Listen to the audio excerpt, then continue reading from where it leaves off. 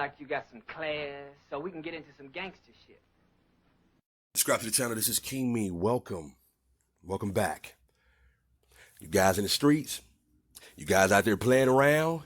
It's only two options: death or life behind bars. I'm gonna tell you the truth though, man. Like the way the world is going on right now, though, you would just want to take yourself on out, or you just want to go straight, man. You don't want to go to life in prison. You just might as well, because prison is death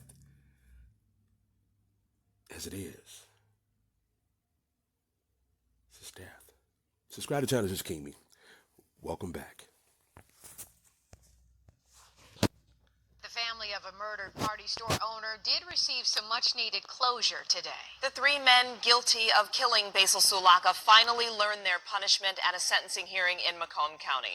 7 investigator Ross Jones has the details from the newsroom. Ross. Glenda, 1 year and 4 months since Basil Sulaka was murdered in cold blood, his killers learned they will spend the rest of their lives in prison with no chance for parole.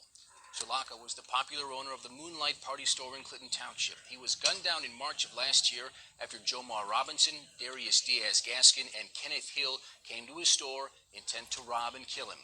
All 3 men were found guilty earlier this year of first-degree murder, armed robbery, and other charges. Before the sentencing, Sulaka's family had the chance to address the killers in court. Sulaka's 2 daughters were too distraught to speak and chose to have a prosecutor read their prepared statements aloud. But not Sulaka's sister, Vivian. She wanted the brothers' killers to hear directly from her. To the killers who murdered my brother in cold blood, I say this to you. You're an absolute disgrace to the human race. I hope that while you spent the rest of your life in prison, you actually reflect on the awful decisions you've made in your life. I hope you are haunted and reminded every day by all the ill choices you have made. You have the blood of a loving father, husband, son, and brother on your hands. Now, when it was time for the defendants to speak, all 3 expressed remorse and took responsibility for their actions, but Judge Mary Shanowski was not convinced. In fact, she took issue with one defendant in particular, Jomar Robinson. Shanowski said that at an earlier hearing, Robinson turned to Sulaka's sister and said, quote, "It ain't over," and then cursed at her. The judge wanted an explanation. Take a listen.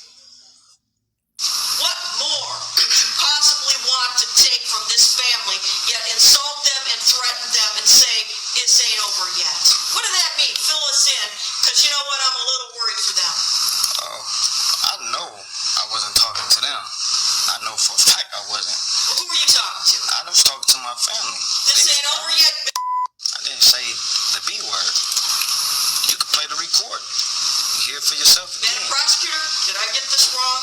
I don't believe so, Judge. And there You are a can play number the of record. other people in the courtroom that heard. Play the recording then. And you know what?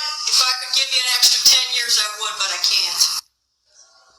Vivian Sulaka said her brother's killers will be forgotten like dust in the wind. Justice, she said, has now been served. I'm Ross Jones.